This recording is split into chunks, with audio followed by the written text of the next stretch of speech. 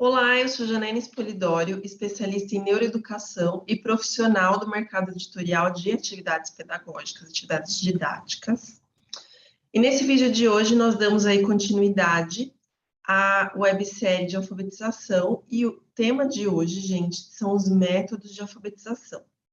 Esses são, assim, super polêmicos, sem razão, porque são meros recursos, né? Mas super importante falar com vocês sobre essa questão dos métodos, porque muitas pessoas interpretam de modo errado. Tem aquela pessoa que confunde método com teoria, tem aquela pessoa que utiliza só uma metodologia. Eu até estava hoje fazendo um planejamento e surgiu até aqui uma questão que fala, né, que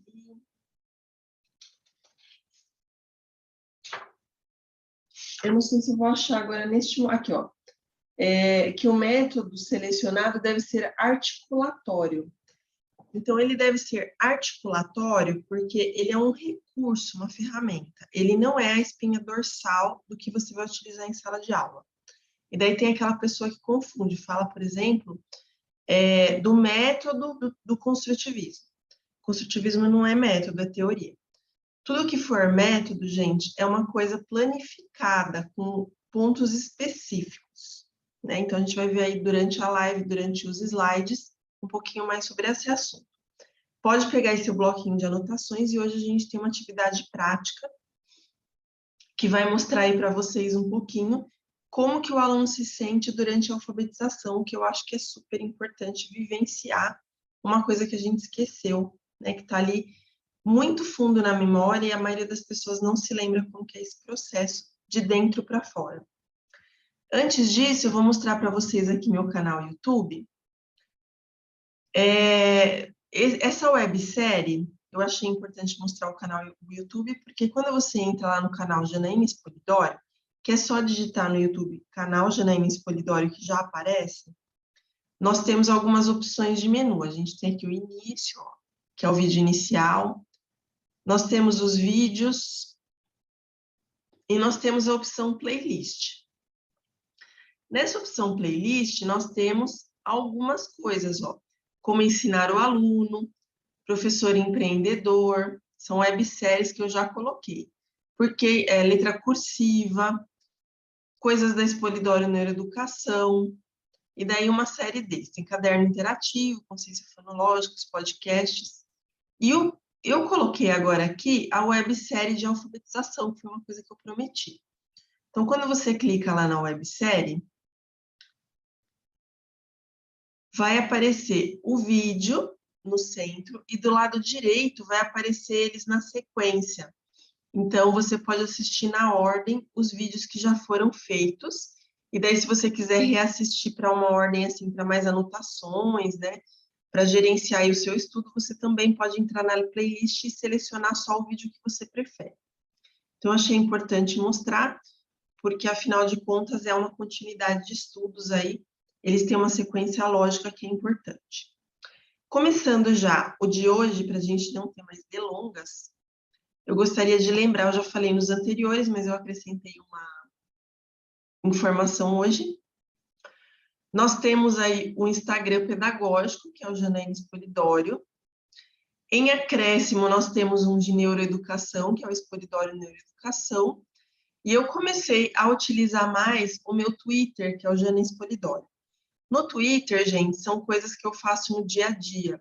Até se vocês entrarem lá hoje, logo depois que você entrar nesse vídeo, vocês vão ver que hoje eu postei uma foto preparando esse vídeo aqui, dando uma olhada, né, porque ele já estava pronto, dando uma olhada para poder fazer a filmagem.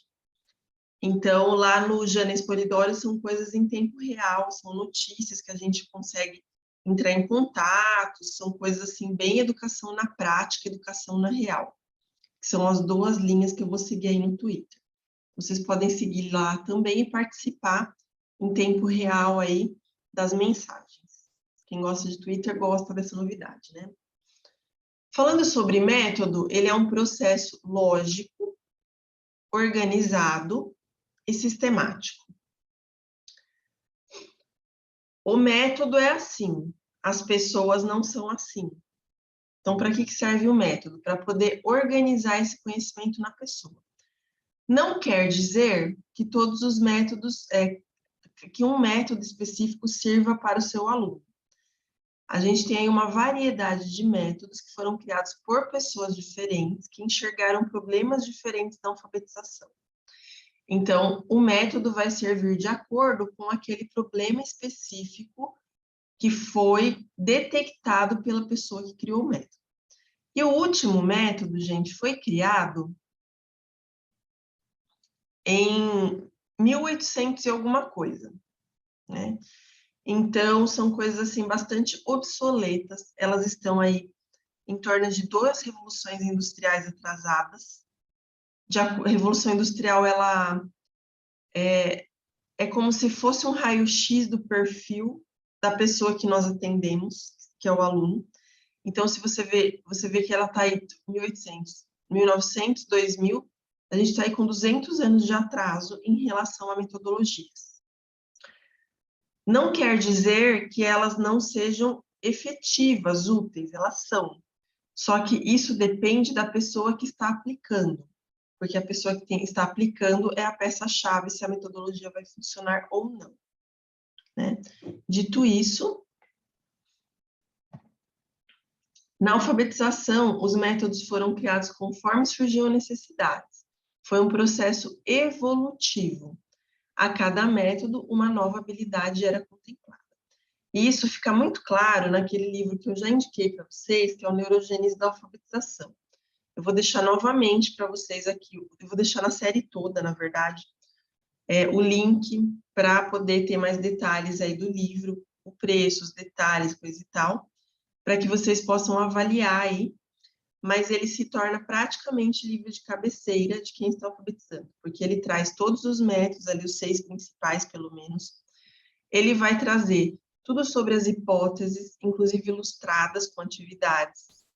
Ele vai trazer sondagens também, não tem um exemplo de sondagem lá, mas tipos de leitores são as hipóteses de leitura que nós podemos ter, porque elas são diferentes da hipótese de escrita.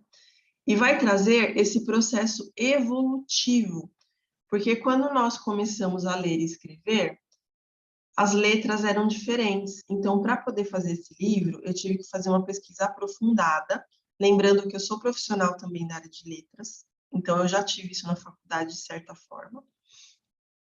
Mas eu aprofundei muito na evolução da escrita da humanidade. Então, eu peguei lá desde a Era da Caverna, quando nós escrevíamos em paredes, em caverna, na parede da caverna, até atualmente. E daí eu tracei um paralelo. Por que isso é importante?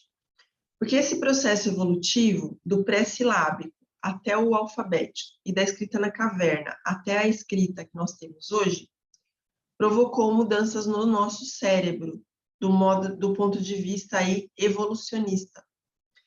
Então, durante a evolução, não sei se vocês lembram disso na escola, mas a girafa, por exemplo, ela tinha o pescoço bem curtinho. E daí, com a necessidade de pegar frutas em copas de árvores, com o tempo, o processo evolutivo fez com que o pescoço dela fosse sendo alongado. Então, foi uma diferença aí de neurodesenvolvimento, não, de desenvolvimento biológico dela. No caso do ser humano, nós temos uma diferença de neurodesenvolvimento para poder se adequar à leitura, que é uma criação do ser humano. Ela não nasce conosco, né?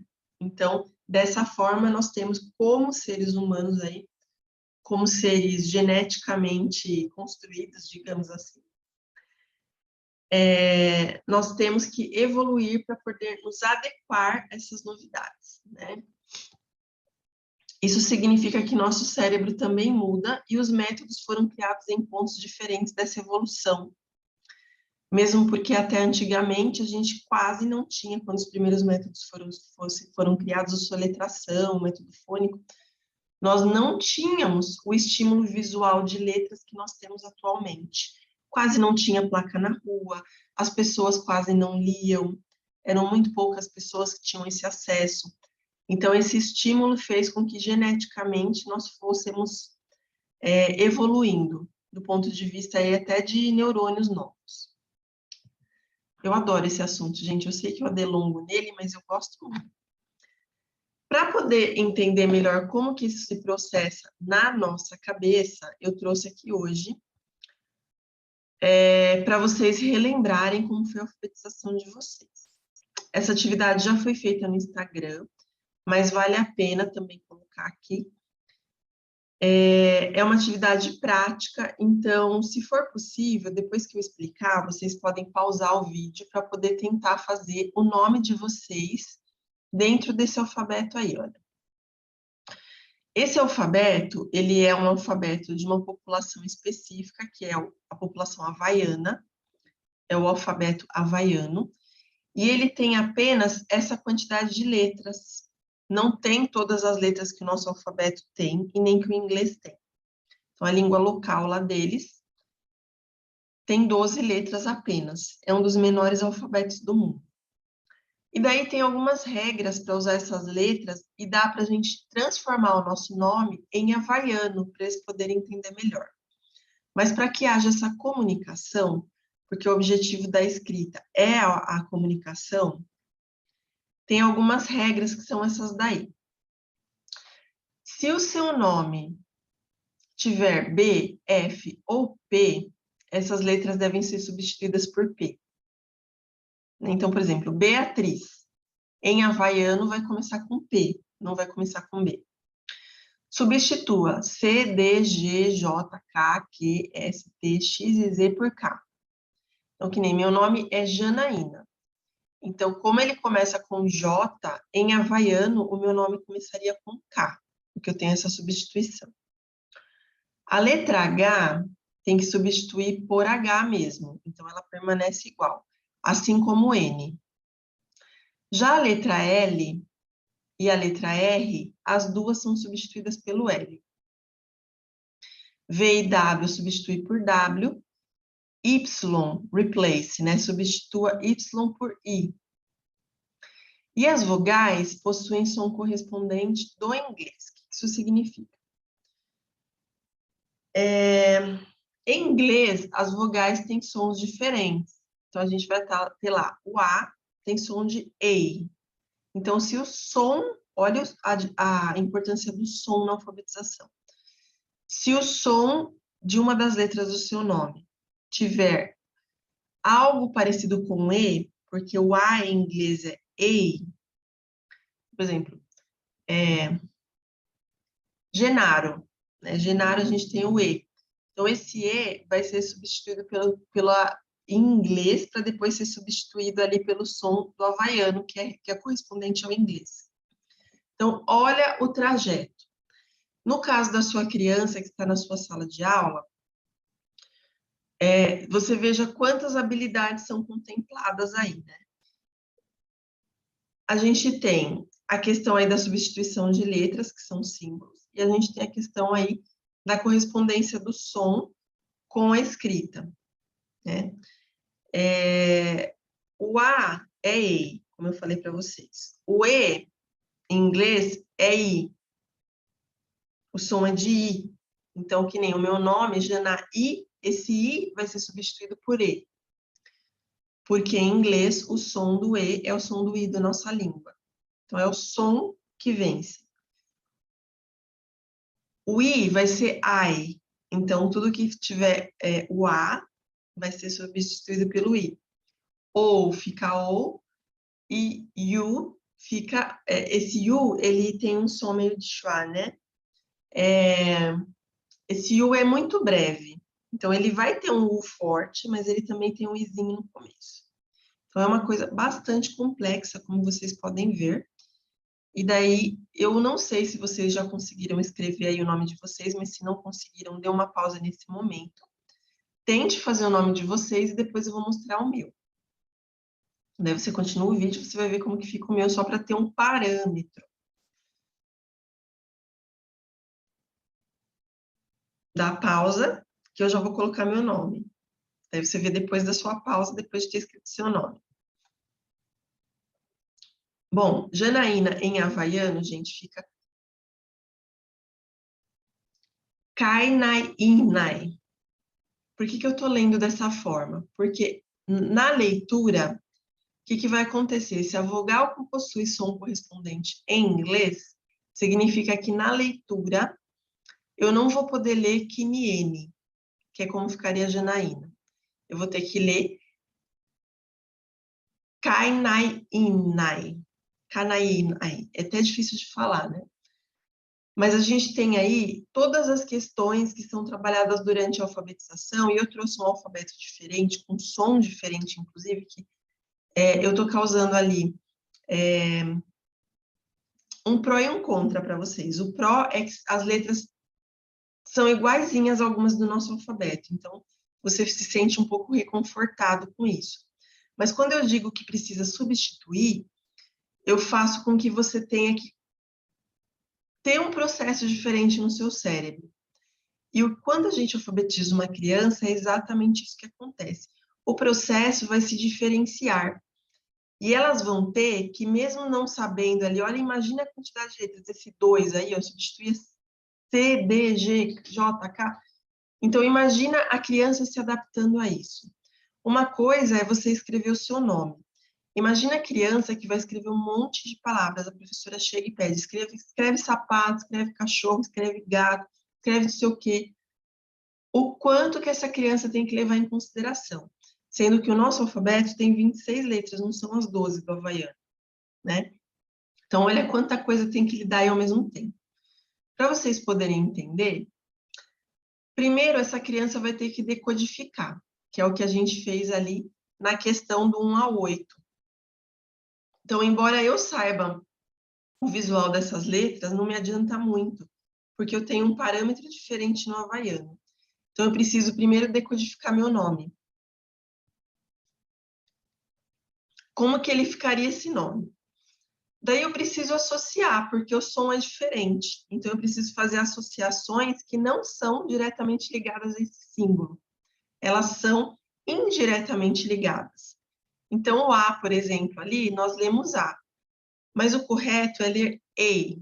Então, a gente tem ali as vogais. Primeiro, eu vou ler o alfabeto para vocês verem. As consoantes, o som mesmo do inglês também, tá? Então, A, E, I, O, U, H, que daí tem som de H mesmo, R, né, no caso, porque a leitura em inglês, né, que nem home, house, K, L, M, N, P, W. Então, a gente tem aí uma questão da associação com o inglês, que em português nós temos a associação com o som do português. Mas o que acontece?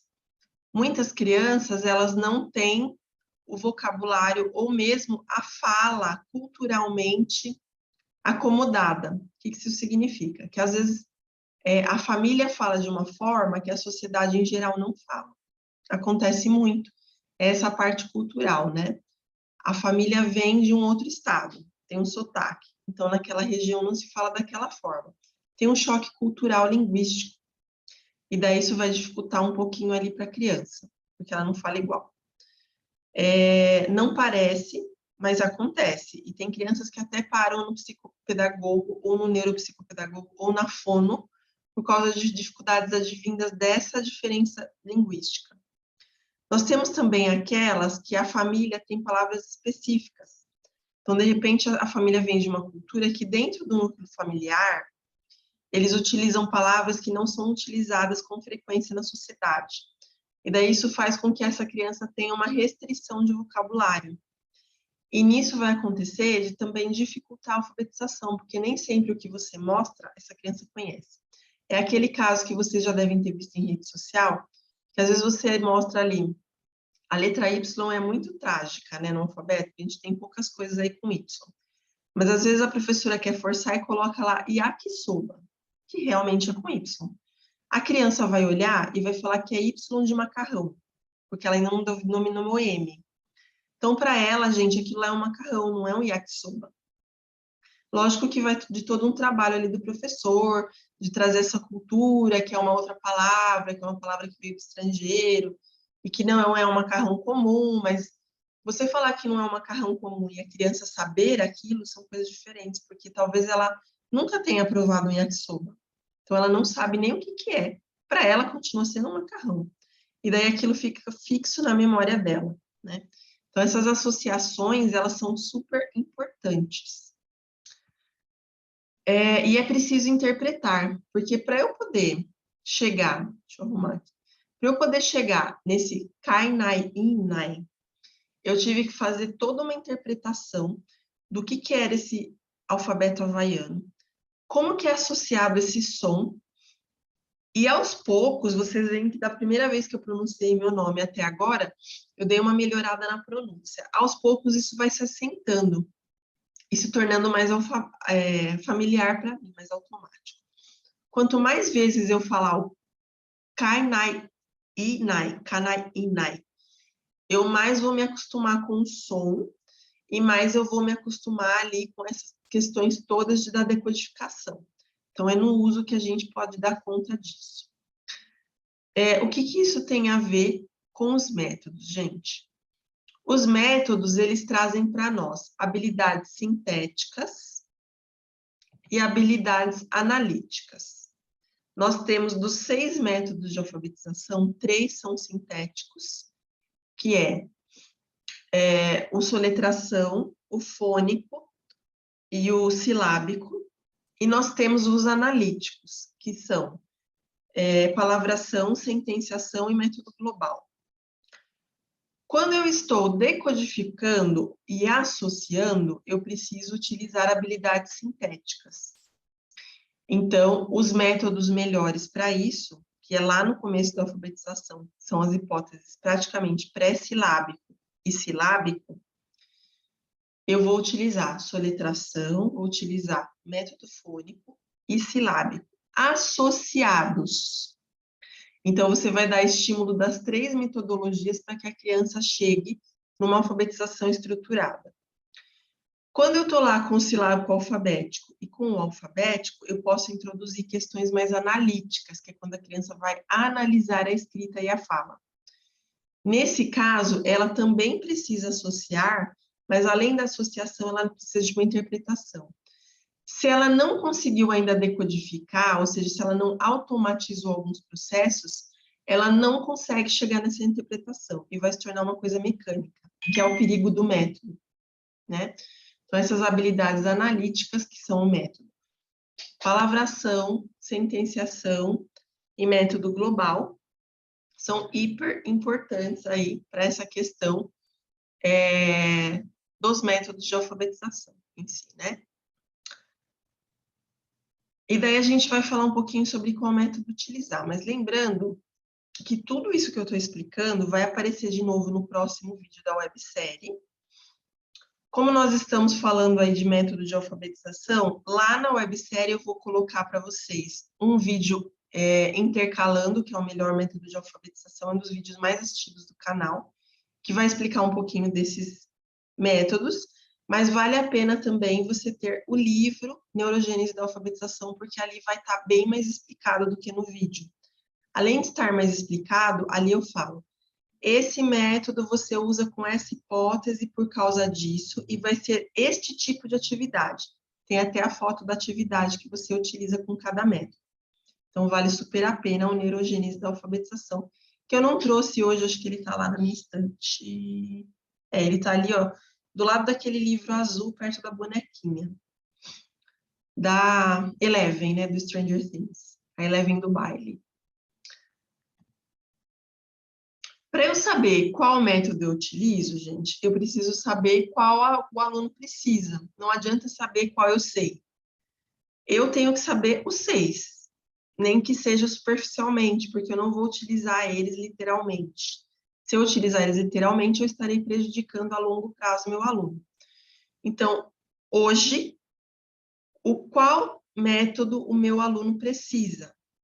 Qual deles? Né? E é super de boa trabalhar várias hipóteses dentro de uma mesma sala de aula. Essa heterogeneidade é uma coisa maravilhosa. Tem professor que tem dificuldade de trabalhar com isso porque o foco está muito nele. Para que o professor entenda que a heterogeneidade é ótima e que isso vai ajudar no trabalho dele, ele precisa descentralizar a educação dele. Isso é uma coisa extremamente difícil, porque nós somos alunos de pedagogia que ensinam alunos de ensino básico. E esse professor precisa deixar de ser um eterno aluno de pedagogia e se tornar um professor de fato, né? Para a gente poder entender isso, é preciso fazer uma sondagem de escrita, de hipótese de escrita. A sondagem de hipótese de escrita vai nos trazer qual é a zona real do aluno. Então, aquilo nos permite uma análise breve, porque não é uma coisa que toma muito tempo, para que eu possa identificar em qual ponto da alfabetização meu aluno está. Se ele está precisando ou de método sintético ou de método analítico, e qual é a metodologia dentro do sintético e analítico que ele precisa. Os métodos de alfabetização vão trabalhar com a zona proximal do Vygotsky. Então, a zona real eu consigo a partir de uma avaliação diagnóstica, que é a sondagem de hipótese de escrita. Vejam que não tem o construtivismo neste ponto, que é, ele traz a hipótese de escrita, né? Ele não tem relação e nem prejudica a teoria do tradicional, o método tradicional, porque o tradicional tem método e teoria. Todos os métodos de alfabetização são tradicionais, tá? Ele apenas vai indicar o ponto de aprendizagem para que a pessoa possa pegar o método adequado. E esse método é o caminho para chegar, daí eu vou explicar melhor no próximo vídeo, que é a alfabetização na prática, o próximo vídeo da websérie. Eu vou explicar melhor sobre essa questão das zonas dentro da alfabetização, tá? Então, eles vão trabalhar o proximal para a gente poder chegar no objetivo final, que é a zona potencial, que não está aqui. Eu vou colocar lá no outro vídeo. Se você tem dúvida em relação às hipóteses de escrita, lá no site dos cursos, nós temos o curso Hipóteses de Escrita, que vai tratar não apenas das hipóteses, mas de como que você realiza de modo assertivo a sondagem. Aliás, tem um módulo só de sondagem, tamanha a importância dela na alfabetização. E nós temos, para quem já sabe as hipóteses, o curso de funções executivas na alfabetização. O que tem de diferente nesses cursos, gente? O curso de hipótese de escrita eu vou repetir depois no próximo vídeo. Mas o de hipótese de escrita, deixa eu pegar aqui no material. Cadê você? Ele traz uma novidade que não tem no mercado. Foi uma coisa que eu criei a partir da minha experiência de sala de aula e de todos os estudos que eu tenho.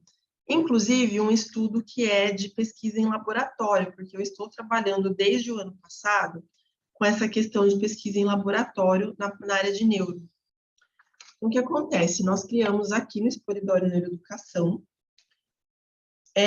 uma forma de mapear em gráfico o quanto seu aluno está em cada hipótese. Então, quanto o meu aluno é pré-silábico, porque às vezes o seu aluno é semi-pré-silábico.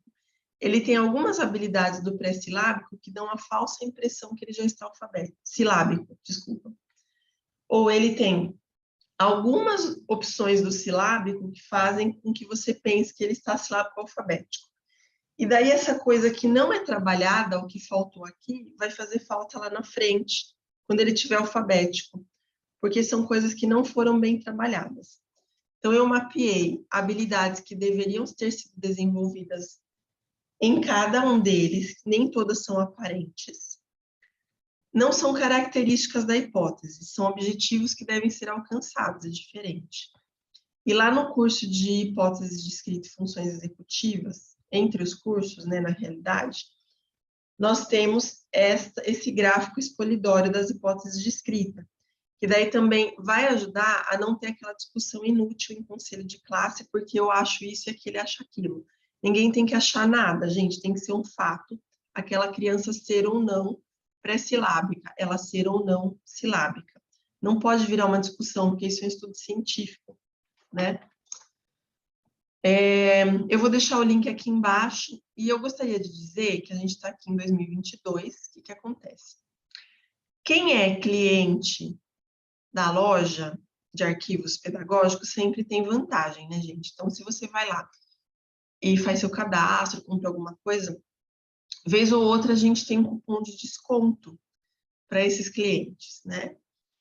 E daí, que nem hoje, estamos no dia 17. No dia 18, eu tenho programado um e-mail marketing. O que é um e-mail marketing? Vou mostrar para vocês.